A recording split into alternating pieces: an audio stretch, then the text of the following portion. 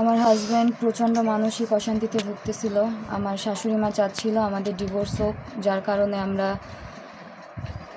যে একটা ফ্যামিলি প্ল্যানিংয়ের যে বিষয়টা সেটাও বিয়ের 2.5 বছরও নিতে পারি নাই। এক পর্যায়ে আমি আমার শাশুড়ি মার অত্যাচার সহ্য করতে না পেরে, আর আমার শাশুড়ি মার প্ল্যানিং ছিল যে আমাকে অত্যাচার করে আমি অতিষ্ঠ হয়ে যাতে তার ছেলেকে ডিভোর্স দিতে বাধ্য হই, কারণ তার ছেলে যদি আমাকে ডিভোর্স দেয় তাহলে তার চাকরি নিয়ে সমস্যা হতে পারে, এটা সে জানতো। সেজন্য সে চাইছিল যে আমি যেন অতিষ্ঠ হয়ে আমি যেন তাকে ডিভোর্স দিয়ে দিই, যাতে আইনি কোনো ঝামেলা না পড়তে হয় তাদের। আমার হাজব্যান্ড চায় নাই, কারণ আমার হাজব্যান্ড প্রচণ্ড আমাকে ভালোবাসতো। আমার হাজব্যান্ড যেদিন মারা গেল তার আগের দিন সব কিছু জানার পরে আমি সুইসাইডাল হয়ে যাই, আমি সুইসাইড করতে গিয়েছিলাম।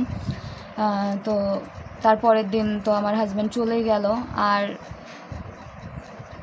সে মারা যাওয়ার আগে জানতো তার মা ভাইরা আমাকে কিভাবে ট্রিট করছে বা কিভাবে ট্রিট করে।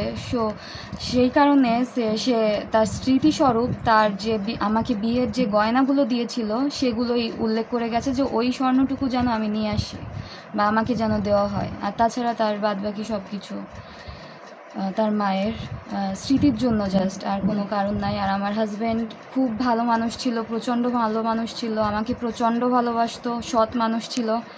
তার মতো মানুষ আমি আমার এই জীবনে অন্তত দেখি নাই, আর দেখবও না। ওরা না খায় রাখতো, মারতো, কখনো বলতো না মা তুমি কষ্ট পাবা না, আমার বাবা অসুস্থ, আমার বাবা বাঁচবে না, আমার না খায় রাখে। যে সে এত বড় সরকারি চাকরি করে, তার বউরে যদি না খায় রাখে, আমার মেয়েটা কত সহ্য করছে। ওই জামাই এসে খাওয়াই দিত, ওই অপারেশনের তো আসতো রাত্রে 3টা-4টার সময়, ওরে খাওয়াইয়া খাইতো। মা ঘুমাই পড়তো সন্ধ্যা 7:30টার সময়।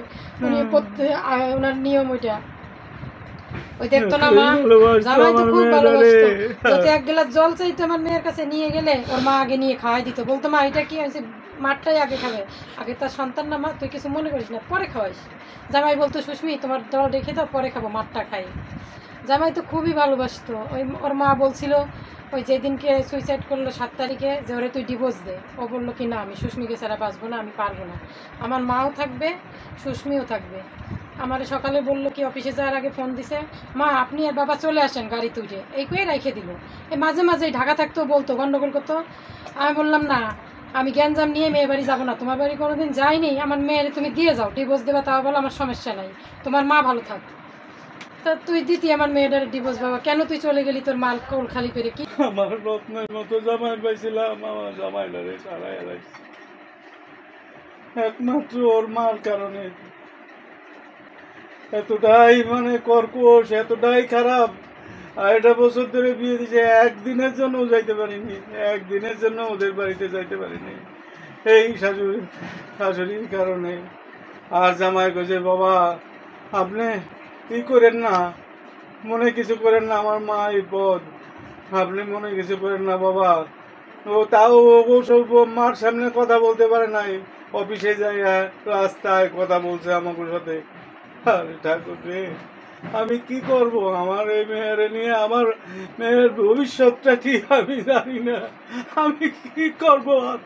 আমি যে নিঃস্ব হয়ে গেছি, নিঃস্ব, আমার কিছু নাই, আমি কি করব আমি আমার এই মেয়েটা নিয়ে?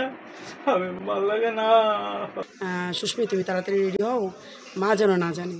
এই যে যে জিনিসগুলা ছোটোখাটো বিষয়, মানে এগুলো জানে আমরা অবাক হইতাম। প্রথমে তো ও তো ফোনে বলতো এই টুকটাক, ওর মার কাছে ও এমনি চাপ, সবটা না বললো, টুকটাক যেটুকু বলতো সেটুকু শুনে আমরা অবাক হয়ে যেতাম। বাট যখন ও ভয়েস রেকর্ডটা আমাদেরকে শোনালো যে সুস্মি তাড়াতাড়ি রেডি হও, মা যেন না জানে, মানে এটা শুনে অবাক হয়ে গেলাম যে আসলেই কি এখনও এমন হয়? একটা অফিসার মানুষ, সেও তার মাকে ভয় পাচ্ছে যে বউকে রেডি হতে বলছে, মা যেন না জানে। তো এর মধ্যে তো অবশ্যই কিন্তু আছে, যেহেতু তার ভয়েস রেকর্ড আমরা শুনতে পাচ্ছি।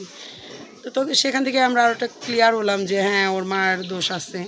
আর বিয়ের দিন রাত্রে তো এটা আমার পিসি শাশুড়ি নিজে গিয়েছিলো, মেয়ের সাথে একজন যেতে হয়।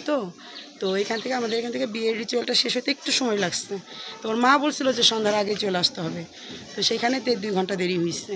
তো সে 4 তলায়, মানে একদম ফার্স্ট দিন 4 তলায় বসে আসছে, তো সে নামবে না, দেরি হয়ে গেছে, আমি বারণ করব না। পলাশ নিজে উপরে উঠে ওর মার হাতে পায়ে ধরে, যে মা ভুল হয়ে গেছে, হাতে পায়ে ধরে মাকে নিচে নিয়ে এসে